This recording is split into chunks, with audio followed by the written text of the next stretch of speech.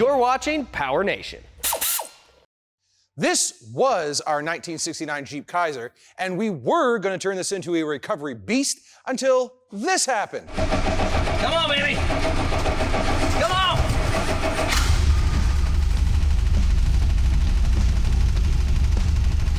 Dude!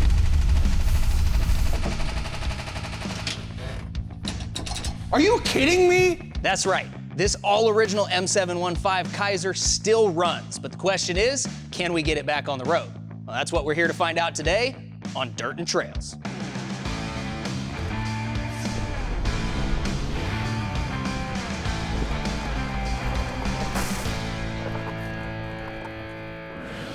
First, we gotta tear this 69 Jeep Kaiser apart so we can see exactly what it is that we're working with. Let's get the body off. We'll get the body off complete. The M715 Kaiser is a 5/4 ton military truck based on Jeep's old Gladiator platform. 1, 2, 3. Oh yeah. Just lay her flat. Already it looks like a billion times different. Yeah. Feel bad pulling everything out now that we know it runs, but... I don't. Well, I guess let's get this hood off. Okay. You gonna grab me a hammer? Oh, I don't even need it.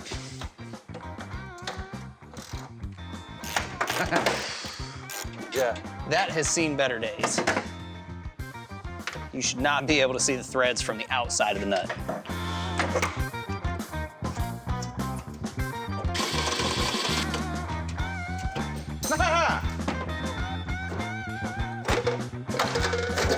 Beautiful. All right, what's next? Core support? What's next is you're going to go get a tetanus shot. Yeah, it should be up to date. I have a feeling this core support is gonna be a ton of fun. Now, what is a recovery vehicle? Well, tow trucks. Those are recovery vehicles. You see them every single day. Now, what does an off-road tow truck or an off-road recovery vehicle look like? Just take said tow truck and jack it up. And that is why we want one, because we're gonna go out, we're gonna get stuck, we're gonna need some sort of way to recover ourselves, and that is the need that we need to fill with this Kaiser.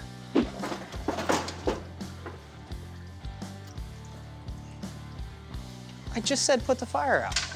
Oh.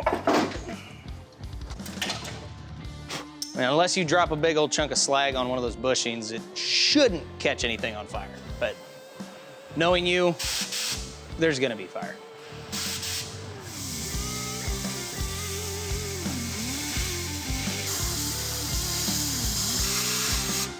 Okay, so you said we're leaving the ones in the front, right? I think those ones should be fine, yeah. Okay. Where's Big Pete? Get you right there. Still ain't budging. Hold on. Don't blow an O-ring. I think it's just lifting up on the suspension. Yeah, but I mean, there's nothing holding it. I'll undo the other side and then we'll go from there, but it could be the two front, the front and rear, in which case those bushings gotta go. So while I'm doing the front, if you wanna start hacking these apart with like, I don't know, get creative. I'm just gonna beat on them with whatever I can find until I find something that takes them out. Probably split them with a chisel and peel them off. Yeah. It'll probably be fine.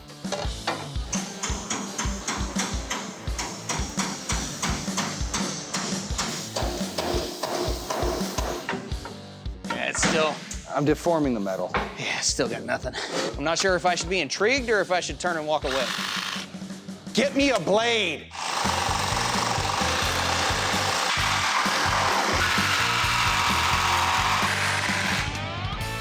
I have no idea what's going on.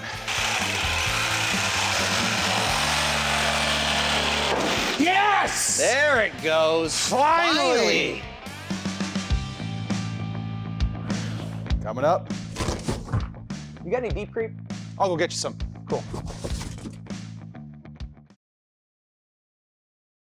All right, let me get this interior out of here.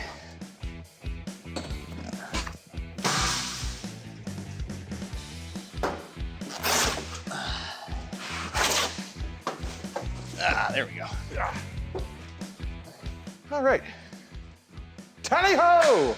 We still got to get under here and unbolt everything. I got to undo the steering column. I thought we were pushing the this shifter.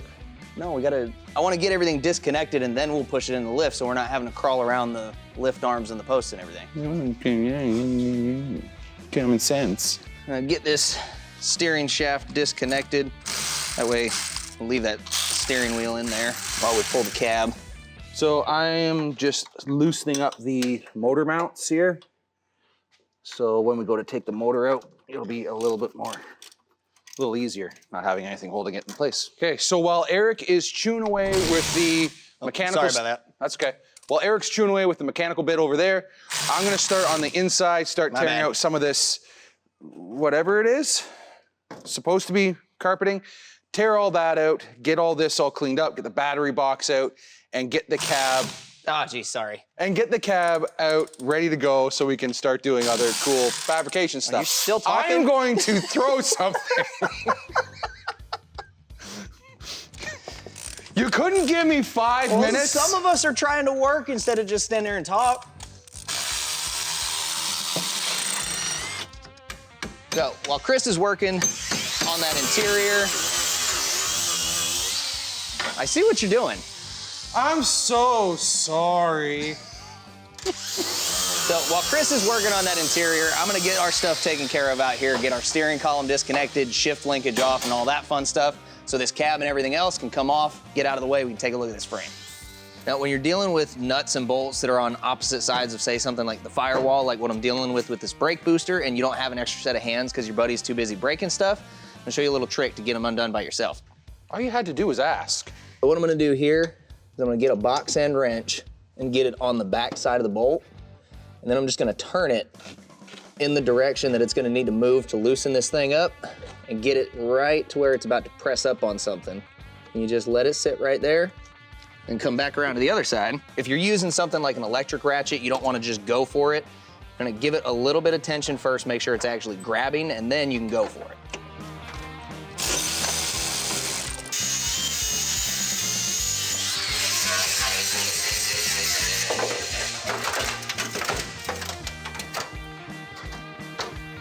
Is that our whole rocker panel? That's our whole rocker panel coming off. Excellent. So right now we're looking at a whole lot of rot. Is this bad? Yes, it is. What I'm gonna do is I wanna try and keep this transmission tunnel as much as possible. I'm just gonna worry about the floor here. What I'm gonna do is I'm gonna put in thicker material, probably around the 16 to 10 gauge-ish material. I know that's overkill, but what that'll allow me to do is I can then weld straight to it. It just gives me more options right now to make it stronger. And while Chris is working on that, I'm working on getting all this wiring disconnected from our firewall.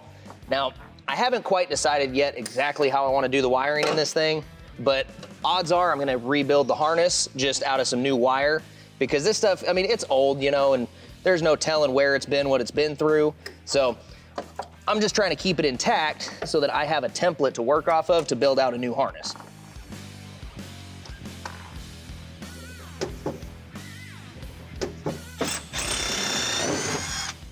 And when you're dealing with stuff this old, this is another thing you want to look out for. This looks like it's just a bundle of wires, but if you dig and feel around a little bit, you'll notice there's actually a hard line in here. And this is your oil pressure sender line. So with a mechanical oil pressure gauge, you're not getting any kind of an actual sending unit. The oil pressure is coming directly from the engine through a line that has oil in it straight to the gauge.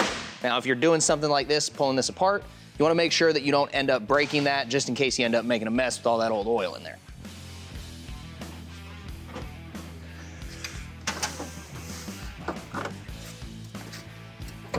Eric, I'm gonna have to start moving these pedals around. Is that gonna throw off anything you're doing on your side? No, it should be good. You go here. Plug wires can stay with the engine. What are you caught on? Nothing. That's what you're caught on. Is it better or worse? So much worse. It is so much worse. So this is a classic example of hope for the best, prepare for the worst. This whole floor on this side is just pop riveted in with this galvanized sheet you get from the hardware store. I think the only thing we're gonna be able to salvage from this is the transmission tunnel, which is great because that's where majority of the shaping and forming comes into play. It's gonna be fun. A little fun. Up next, trying to decide if I should leave it with the chassis or with the cab. That rat's nest? Everything, all of it. Because they've got it going through the firewall in 4 different places here. Personally, I would just start cutting. I know you would, and that's why I'm doing the wiring.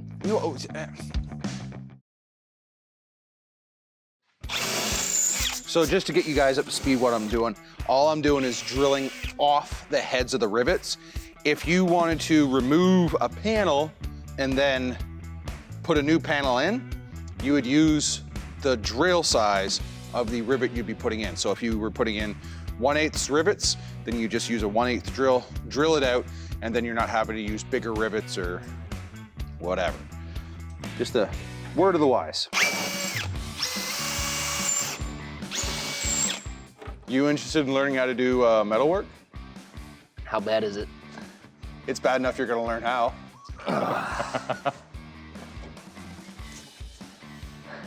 And I haven't even touched the rocker yet. I mean, we don't need that, right? What I'm doing right now is I'm looking at where I can surgically start cutting to put in the new floor. Everything is gonna have to get cut out. All of the structure, I'm gonna have to do new cab mounts. This looks pretty solid up into here where your foot pedal, or where the light switch is and your foot pedals are. So I'm just honestly gonna take a break, let Eric get in here, do his jam, and then we'll keep moving from there. Now that Chris is out of the way, I'm gonna get in the cab and start disconnecting some wiring from in here so I can get this harness out of the way. Trying to decide if I should leave it with the chassis or with the cab. That rat's nest? Everything, all of it.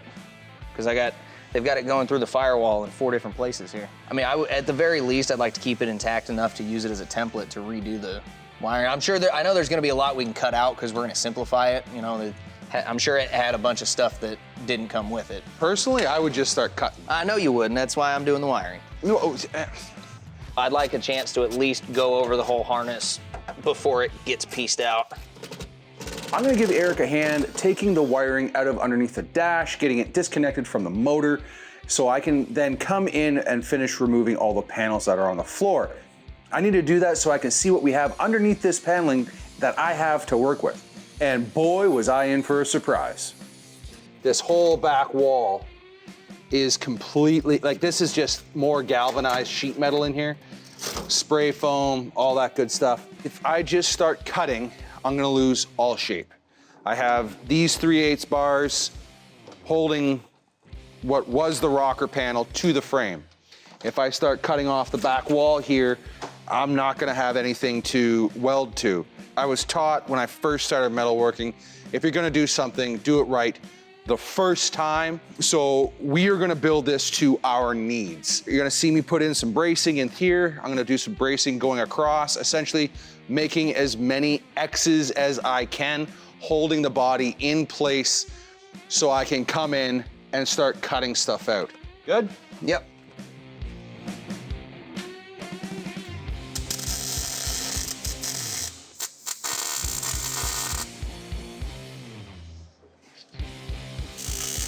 Right there. All right.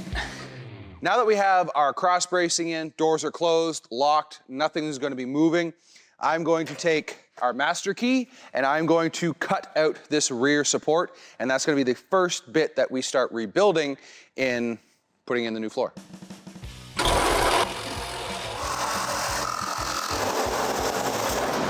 Hey.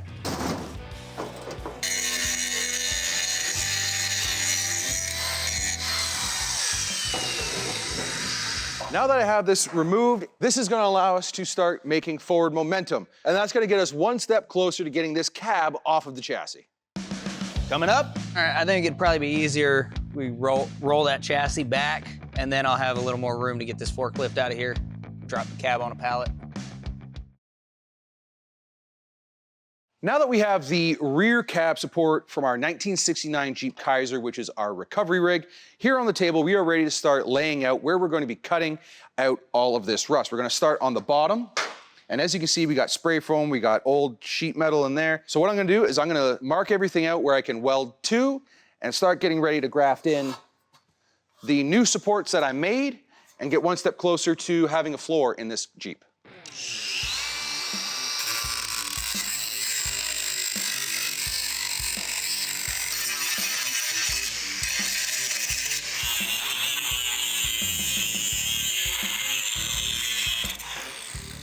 All right, last time you seen this, it was all painted, rusty, and all that. I sandblasted it, made it look good and clean. Grafted in our 2 new side pockets here because I cut this all apart. I need to make sure that the left, center, and right are all straight. Taking a piece of straight bar that we have here in the shop, laying it across the front 2 planes, and we are good to go. Everything is square, everything's good.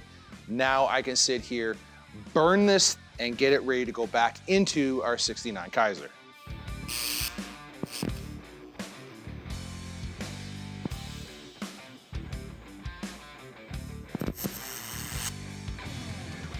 Now that everything is tacked together and I know it's not gonna go anywhere, now I'm gonna start welding it out.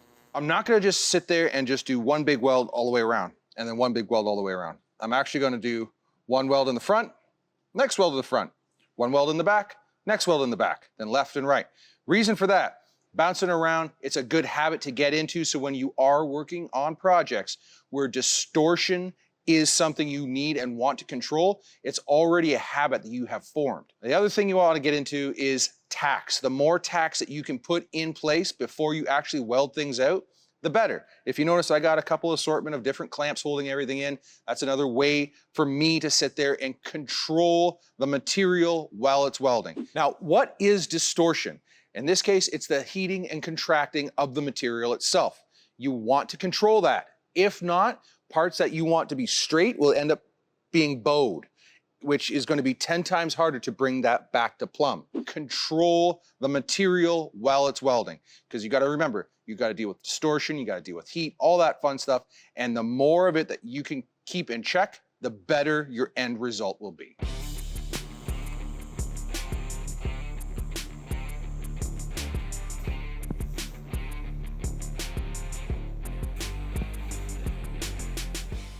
Everything on the flats is done. Now I'm gonna let it cool in position so that any distortion that the heat would put into this in the cooling process, it's going to dissipate in this position here. Then I'm going to turn it 90 degrees, weld the front, turn it the other 90 degrees, weld the back, and then we're ready to start working on the sides. Now that we have our rear cab support clecoed in place, we are gonna get ready to start getting this up and off of the chassis so we can inspect all of that. Before we do that, we are gonna weld in just a few more support beams that are going to finalize the lateral movement of this cab, so when we go to take it and put it on our fab table, it stays as square as possible. Sending.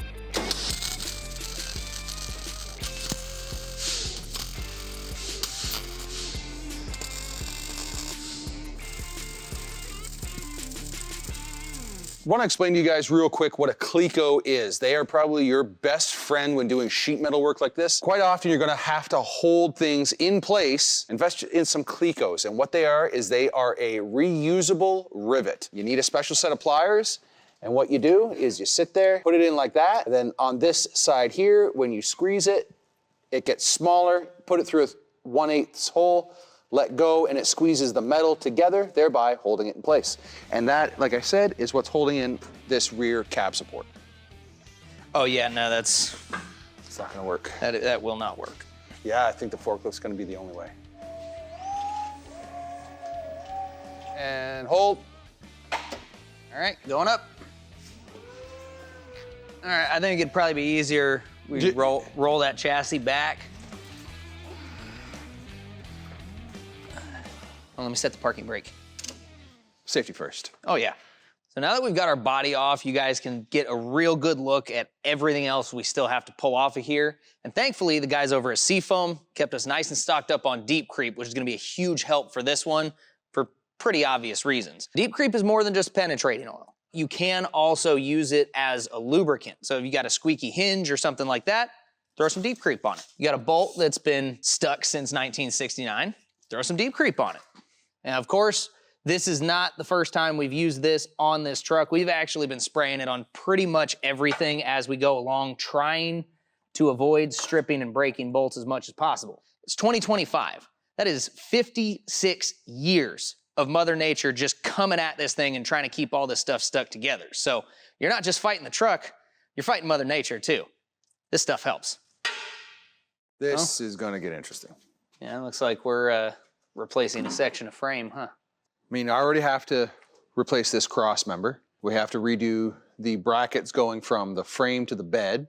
I'm gonna have to do some cutting and trimming up front once we start looking at maybe upgrading the axle down the road, but that is a future Chris problem. Keep that. That's a classic body mount. What about this one? Same thing. If it's just this here, then that's not the end of the world. I can fix that, and I already have a Got a little sunk bit in mind. right at the bottom of that kick up there. Yeah. So I have a clear picture of all the work that needs to be done on this. I'm gonna get started drawing everything up that needs to be rebuilt, all that good stuff. Hand it off to you because this is your neck of the woods now, and I'm gonna be in no man's land if I try to help you. So. Yeah, I mean, we got everything sprayed down with deep creep, so at this point, I'm gonna get this drivetrain pulled off of here and get everything else stripped off. We'll get this chassis sent out for sandblasting and go from there. Sounds good. See you next week.